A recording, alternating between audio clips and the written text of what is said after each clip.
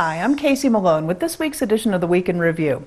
The town of Fraser is locked in an epic battle with beavers on the Fraser River. Dams have caused flooding, closing the portions of the Fraser Trail for more than 3 weeks. Other municipalities would just exterminate the creatures, according to town manager Jeff Durbin. The town isn't in the business of beaver brutality and doesn't necessarily want to remove all the beavers from that particular section of the river. The town is planning to strategically remove a few of the beavers causing the biggest problems. The process of live trapping and relocating the beavers also requires the approval of Colorado Parks and Wildlife to ensure the relocation site can sustain the animals. The National Park Service announced that it has entered into an agreement with the state of Colorado that will allow Rocky Mountain National Park to reopen temporarily during the government shutdown. The agreement funds the park through October 20th with the state's donated amount of $362,000. The Department of the Interior was forced to close all national parks across the country and furlough more than 20,000 National Park Service employees. In a recent study, the shutdown placed Colorado 8th among states most impacted by the shutdown.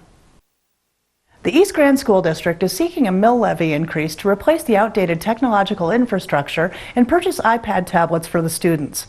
The district has developed a careful implementation plan rolled out over the course of 3 years. Technology Mill 3A will increase taxes about $7 per $100,000 in home value. The Mill Levy would create $1.2 million in technology funding over the course of 3 years. District officials want the community to understand that the initiative is not about giving students a trendy new toy.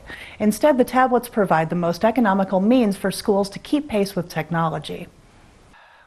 The Grand County Planning Commission unanimously approved the preliminary plan of the 295-acre Byers Peak Ranch development last week in their regular meeting.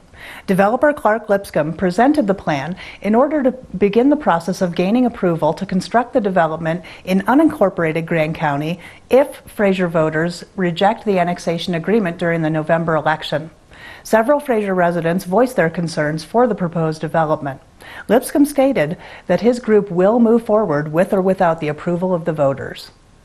Dr. Penny Hamilton, in partnership with the Grand County Historical Association, created a new history book called Around Granby. Historical photographs and stories document over 100 years of the community's colorful past. The new book will be out in early December.